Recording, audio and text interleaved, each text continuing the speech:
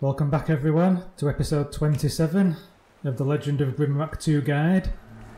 At the end of the last episode we snagged ourselves a couple of power gems from the crystal mines.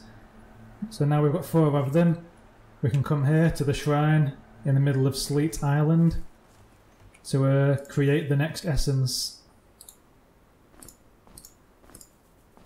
Now when we do this we're going to spring an ambush. You can just see it going on outside there, some fire dudes. So we'll create ourselves a fire shield, an ice shield. We'll snag that, and then we'll ice up. Oh yeah, and we'll not use the claymore because it does cold damage, so we'll end up healing them. But this meteor item will do big time damage. If I hit them with the meteor hammer, it does fire damage. So they should definitely feel it if I get a clean hit in. There you go, 78, that's good.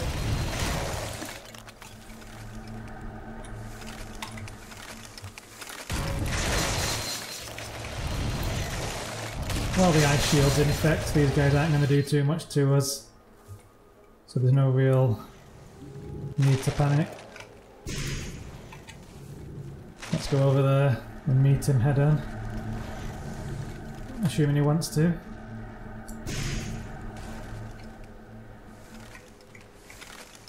Come on, one more step this way. Whoops, wrong spell.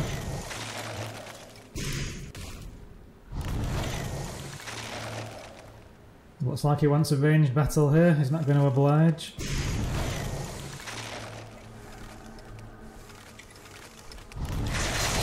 Bang. 183 damage to finish him off. That might be all of them. So now we've got the essence of water that we can place into the essence area over here. Yeah, in the last episode when we killed the Rat King's brother, he dropped this note on the floor, which is a note from the Island Master to the rat guy. It says, "To the mightiest and most vicious beast of them all, be it known that the trespassers are responsible for the death of your twin brother. They came to the island not a long time ago, and already they have become a nuisance. Gather your kin and deal with them." Well, he certainly gathered his kin, but I wouldn't call what he did deal with us. He got wrecked pretty badly.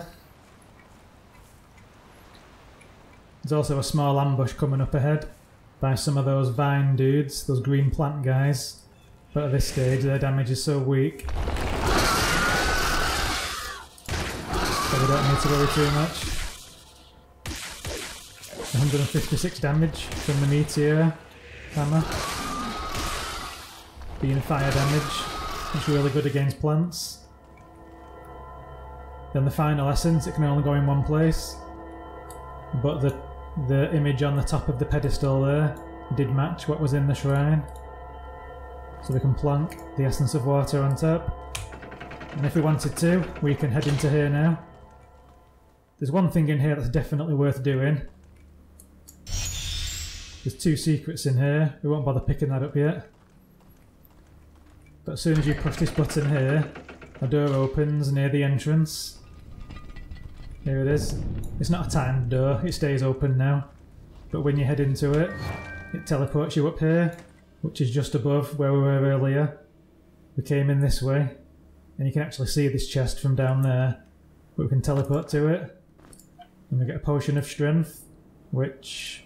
who wants this? 43 strength for Oliver, 22 for Galden, so I'll give it to Galden. A resurrection potion, we'll give that to Oliver, and another healing potion. Don't think it matters who has that. There's also one more secret in here as well. I won't bother getting it just yet, but just in the water underneath us there's a switch on the wall just under the water here, and when you push the switch you have to get out of the water as quickly as possible via this ladder, because a wall opens up in the distance here. I think it's this one, and the timing's really tight, so you've got to bail out of the water really quick and dive under this wall before it closes. But I'll save that until I'm actually in here later on, once I've got all the gear from the cemetery. But when you first get access to this place, it's worth picking up at least one of those secrets, as it's really easy. It's basically free. So we'll do the cemetery next now. There's 2 power gems down there to find. And I guess we can get rid of this note now from the rat fight just before. It's a waste of inventory space.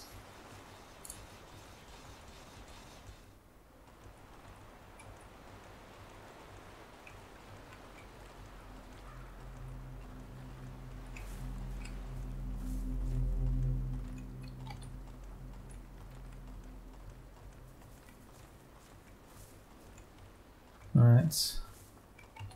Cemetery's just ahead. Actually, we might need a couple of these rocks. Might as well grab a few. Yeah, so earlier we already cleaned out most of this area. But the entrance is something we unlocked right in the middle to the next level of the catacombs. Now there is one little mini area that I didn't quite show before to its fullest extent. And that's in the area here where you step on the pressure plate and throw the stones into these areas. There's actually a bag on the floor at the bottom there, you can just see it. And there's one alchemy ingredient down here. So if we dive down here, it triggers an ambush.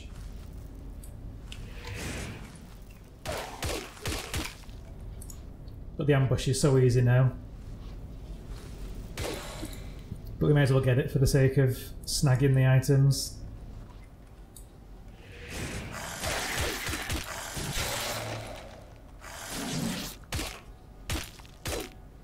Yeah, these guys now, luckily for us, don't do too much damage. And then we get access to this sack, which is just some food. Might as well eat this now. Then I'll dump the sack on the floor and get out via the ladder. So it's a bit of bonus experience and a couple of items. I forgot to show it first time round. Then we head over all these puzzles that we solved quite a while ago.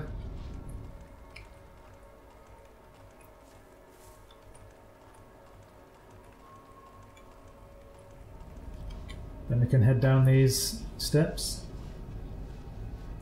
into the Wormbound catacombs, I think they're called.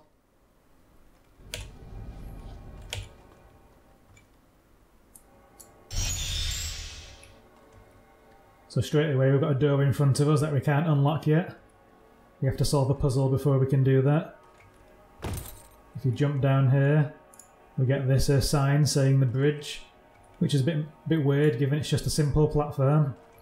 So that's kind of an indicator that this bridge is special in some way, even though it is just a one square bridge. But now we can either go up or down. It doesn't make a great deal of difference. Let's head this way. So you can see here a door on either side of us, but we can't open them yet.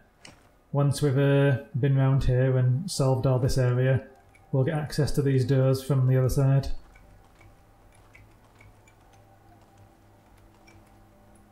There's a big pile of text there, basically telling us that in these areas we have Zarant Wormbound and Oral Wormbound as the 2 bosses.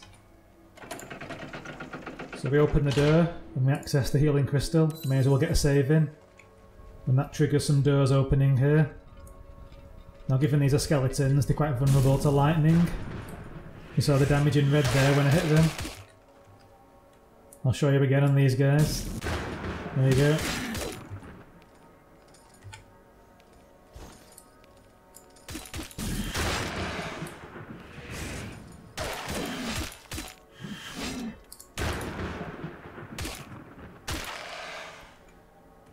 Yeah, and if you've actually got an unpatched version of the game, quite an early version, this healing crystal can actually fall through the floor and appear down there. But you can actually heal from up here if you click through the floorboards. But if you do have that, you might want to patch your game to the latest version. Although I'm not sure if that might corrupt your save or not, so be a bit careful. Don't blame me if it goes wrong. Right, so we're just heading up here now. This healing crystal room, there is an area below it, which we'll get to in a little bit. There are more of those weird flying eye creatures around here, so just need to be a bit careful. Right, where should we go first? Yeah, let's head this way. Oh, there we go.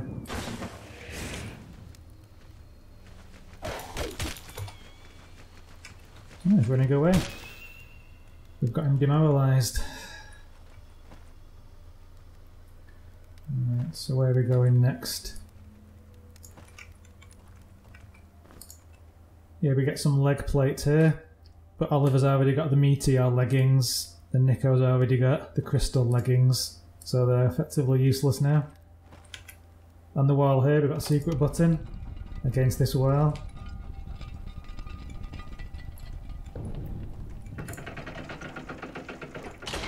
Gets us into a secret room with a chest, which is a mimic, as it happens.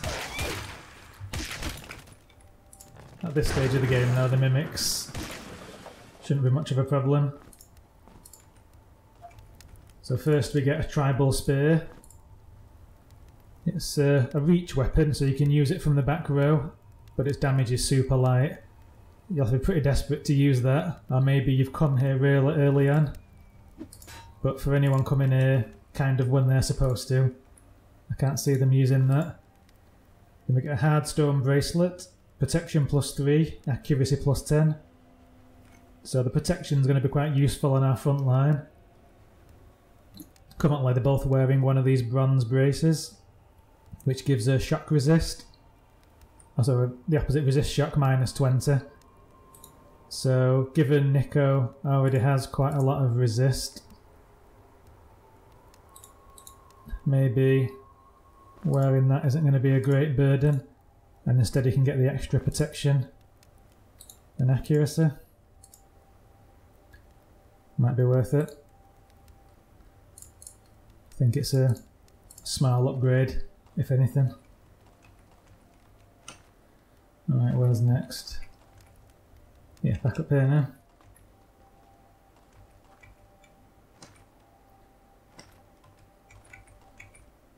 Yeah, so below us is actually a skeleton waiting directly below us, so they can charge an attack up and blow him away before he gets a chance to do anything and get a free lockpick.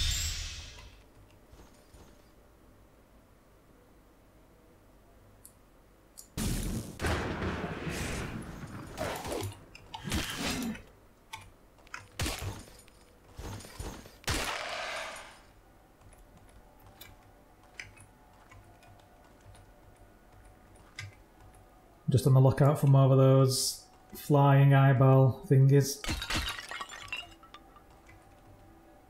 Yeah, there's one in the distance. We've not got his attention just yet.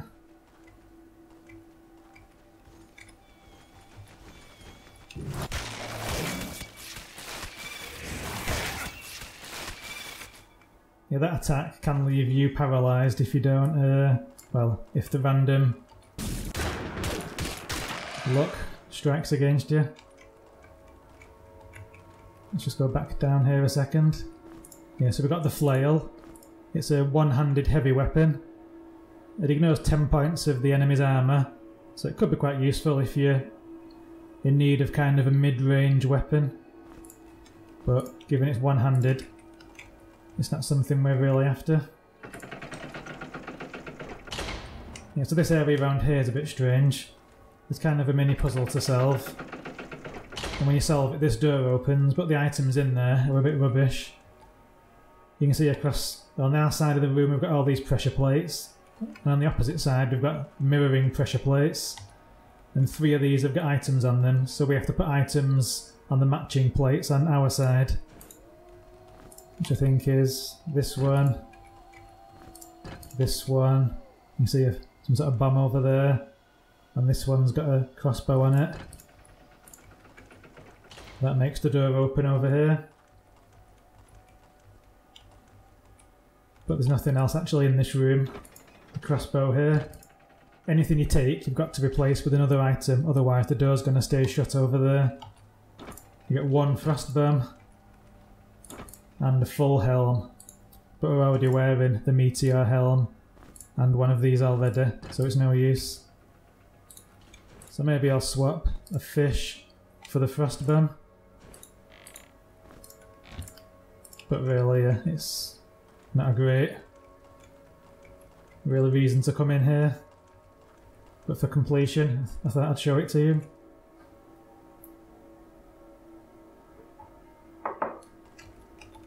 And there's the healing crystal above us. So you can fall through the floor to be in front of us if you want an early version of the game. Right. Is it a dead end here? We also get some plate gauntlets. There's quite a lot of armour in this place, but again, we've got the meteor gauntlets and the crystal gauntlets, so we don't need those. But they are here if you need them. There's a ladder going up, we'll need that soon.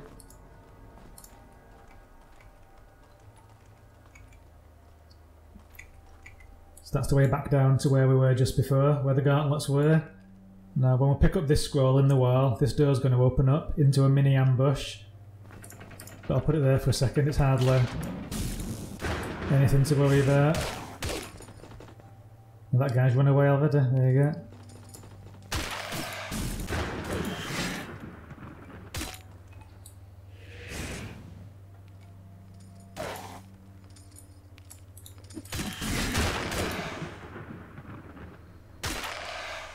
Okay, and they don't drop anything of much use. This scroll here, it talks about under and over, and all over again and over. And that's kind of the patterns you have to perform in the bridge area at the start. You have to kind of go under it and over it in that order in order to access the next area. But just ahead, there's a chance to get a really nice two-handed weapon that I'm looking forward to getting my hands on. It's this area here. Now, let's use some rope to head down into the lower area. Now there's not much down here, if anything. The main reason to come down here is to listen very carefully to the background sound effects. Now I can just hear out of my right ear a faint ticking noise. I'm not sure if you're picking that up where you are, but what that's kind of trying to tell us is that this area is like a big clock, and the ticking noise was the noise of the clock moving around. So if we just explore this area a bit more, it's a circular area with a bunch of pressure plates around us. Now I think this area up here is meant to indicate like 12 o'clock, and then each pressure plate indicates 1 hour past 12 o'clock. So at the moment, if we look around here, we see that which pressure plate is closed. Let's have a look. Yeah, it's this one here, which is kind of at a couple of hours past 12. Now if we look at our clock in our inventory, our timepiece, it tells us it's 2 hours after midnight, so it's 2 hours past 12, which is why the second pit after 12 o'clock here, like 1, 2, is closed. Now this one's just opened, and if I right click on this, the time's going to have changed now. There you go, it's now 3 hours after midnight. So what we need is to be 4, 5, 6 hours after midnight, then we can grab the key over here. Now you can kind of track it by where the moon's going round. Now we can get that. Now we need to wait until it is midnight, and then we can, well, midday actually, then we can progress on. So if we rest again, we'll see it all rotating. So the plate's here now, because the sun was there on our timepiece. And here we go. It's midday. It's noon at the bottom of the screen there, and that's why the trapdoor is shut.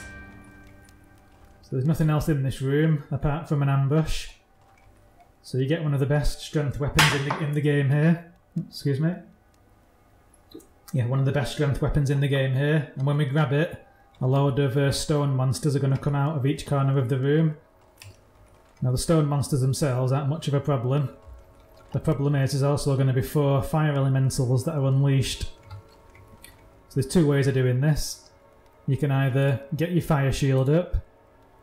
We've got 1 charge left, although I could use some of these crystals to recharge it. Yes, you can either use the fire shield and just stay in here and kill everything, or you can grab it and just bail out of the room at full speed. It doesn't really matter which way you do it. I'll try the running one because that might be best. Let's have a look.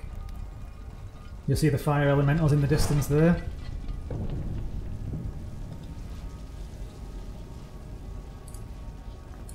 So what I can do is I'll get a... Oops. Maybe I can get like a dispel ready. But as long as we're stood 1 square in front of the teleporter here, nothing can come out and get us. So as long as we stay here, we're quite safe. And while we're doing that, we can have a quick look at the Bane compared to the Meteor Hammer. So the Bane does physical damage, the Meteor Hammer does fire damage, and the Bane does slightly more, 27 to 82, compared to 24 plus 72.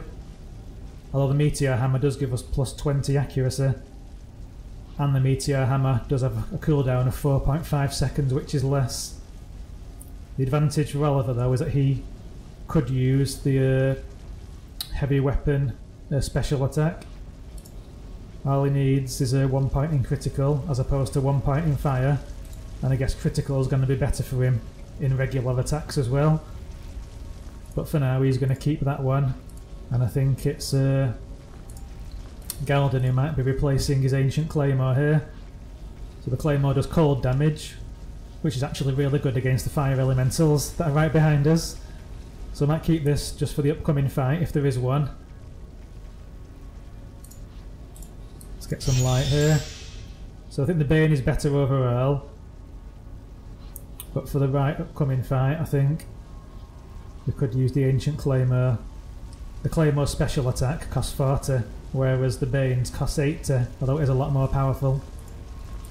So I'll just keep hold of this for now.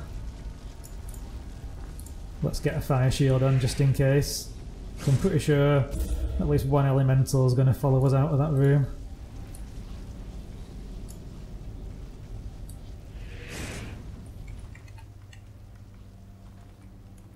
If not, we can just try and run and hope that they don't find us.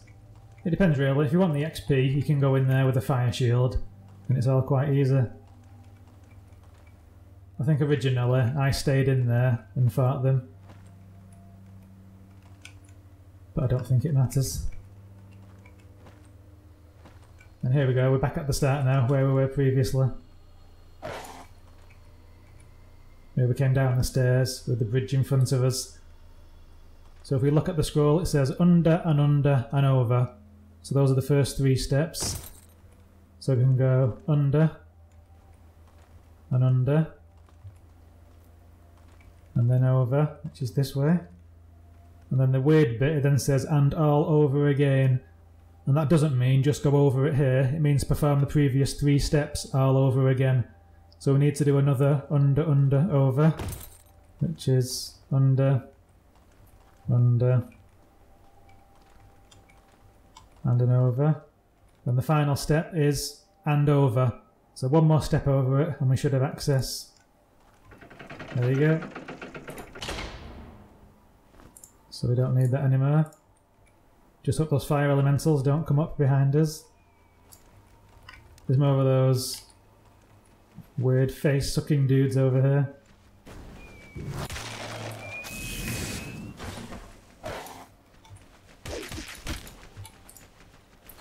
Actually, I guess that lightning attack might heal them. I'm not actually tried. But now those fire guys are a distant memory, as they seem to be. We'll switch from the ancient claymore to the slightly more powerful Bane. Although the extra cooldown's a bit of a shame. And the special attack costs twice as much energy. There's quite a few of those guys around here, like 3 or 4 of them. So don't proceed down any tight corridors that you might not be able to escape from.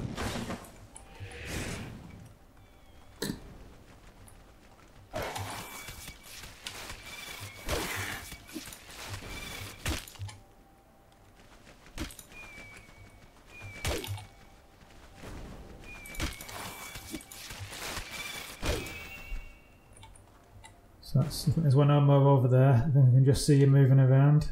Maybe. That could be like an optical illusion, as there was like a torch in the distance. Yeah, one drops down there in an ambush.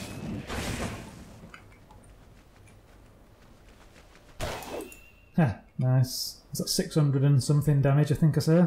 633. Ah, here's the last one, the 4th one. So he was down here.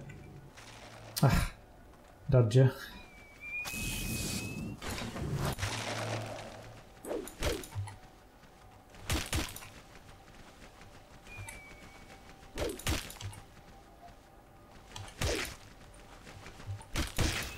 And as you're duking this guy, try not to stand on the pressure plate here. Make sure you dodge him against this wall, as that triggers a boss fight.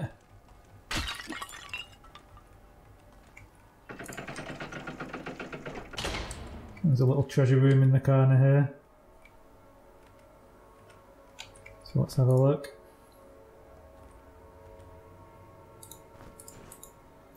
Okay, get 3 blood roots. And a sack, which isn't much use. And a spare healing potion. Right, so we've got time here to take on this boss. In fairness, I don't think it's going to take us quite long, as we are quite powerful at this stage of the game. I like using this spell against the boss. It's the force field spell. Oh, someone's attacking me here. I can hear it out of my right ear. I was taking a sip of my tea there as well, so nice attack. Yeah, now Nico's paralysed. I've got to rely on these 2 guys here, my 2 strength characters, and their cooldowns are quite long, so it seems like an age between attacks. Okay, let's just cast a light spell first. Have a small rest.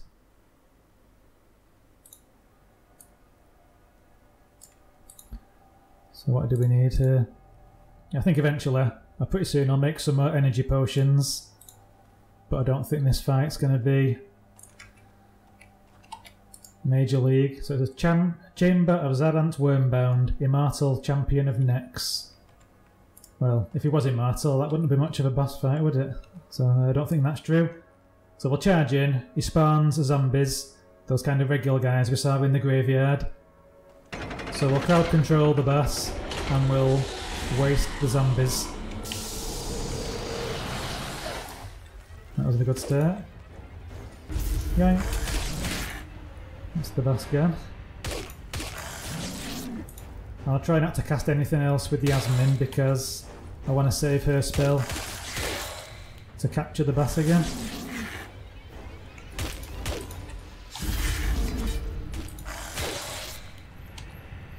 There we go. So now it's us and the boss. And lightning spells again work really good against this guy, as he's like undead and wearing armour.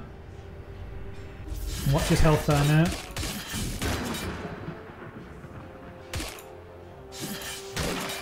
Bang. And that's the boss. So he drops the Amulet of Nergal, which gives us a health bonus. But, yeah, I don't think straight health is doing as much good. The main reason we came in here is kind of for the skull key. We'll be using that shortly. Crystal Shard of Healing, yep, goes to Oliver. So we've got 6 now. So we're building up a nice collection for the final couple of boss fights in the game. But yeah, crowd controlling the boss and killing the small little guys. That tends to be like easy streets as far as this fight goes. And then we can finally spend one of our gold keys on the Meteor Greaves here. So we've got 4 gold keys. More than we need. There we go, Meteor Greaves. So the Meteors give plus 18 protection and they weigh 2.6. The old ones only gave 12 protection and they weighed almost twice as much, 5 kilograms. So now that we've got all of the Meteor set, we can actually get the set bonus. I don't need it yet, but if I take the Meteor shield off Jasmin, you'll see that the armour starts glowing gold because we've got the full fire set, and that gives us 100% fire resist. So it's quite useful in some situations. Perhaps more useful if maybe this had no charges left and we had no crystals to recharge it. But we don't really need 100% fire resistance, maybe later on in a few specific situations. So we'll give him back his shield of the elements for now. But yeah, all the Meteor set is collected. A bit later on in this dungeon we're going to get the final piece of the crystal set. I think we're almost done for the video here. There's just one more little secret, well, yeah, kind of a secret that I want to talk about. So here's the area where we fought those face-hugging guys earlier. So we get a huntsman's cloak down here. Nico's already wearing him, they're really good. Evasion, dex and vitality. But there's no one else in the team who really needs dexterity, and other people have already got better, so we can actually get rid of this. But it is actually quite good if you've not already got the huntsman's cloak. On a frontline dex guy, it's quite useful. We get more throwing axes, the best throwing weapon in the game, and another alchemy ingredient. And then down here, there's a room on the shelf here, and when you put the right item on it, this shield disappears, and we can get access to the book. And it says, with icicles from beneath, I strike at thee. Now you'll recall those ice elemental guys have that spell where they fire icicles along the floor, and this is a clue to kind of remind you of them. But we don't have the right item yet, so we'll come back to that. Now we can use our skull key to get access to the door here.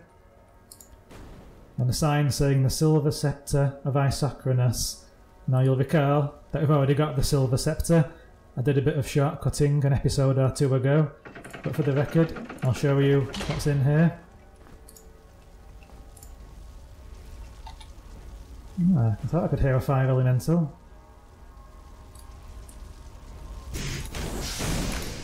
Not quite quick enough. Oh well, I'll shut the door for a second. Yeah, so the energy potion can go to Galden. Then we get a shovel to do some digging. And we get this scrap of paper which says, when there is nowhere to hide from sunlight, the loneliest of all trees resides. The missing limb will point you in the right direction. Just walk as far as the eye can see. So what this is saying is, where there's nowhere to hide from sunlight is the desert area we were in earlier. Just if I open up the map here, you'll recall we ended up in this desert for like an epic boss fight. Now it turns out the only tree in this area is somewhere around here. This may even be it here. And its missing limb is actually pointing in this direction. So if you walk as far as the eye can see, you end up against this wall over here where you dig. And if you dig in this square, you end up with the Silver Sceptre of Isocronus. So yeah, as soon as you find this, if you want this really good item, I definitely recommend going back and getting it, because the invisibility special attack is quite useful in a little bit. You can like power your way through. There's also another way using invisibility. I might try and demo that. I'll decide when I get there. But yeah, while I'm in this room, safe from all the elementals that I can hear outside, I think I'll cut the video here. So thank you for watching guys, and I'll see you next time for the rest of the catacombs.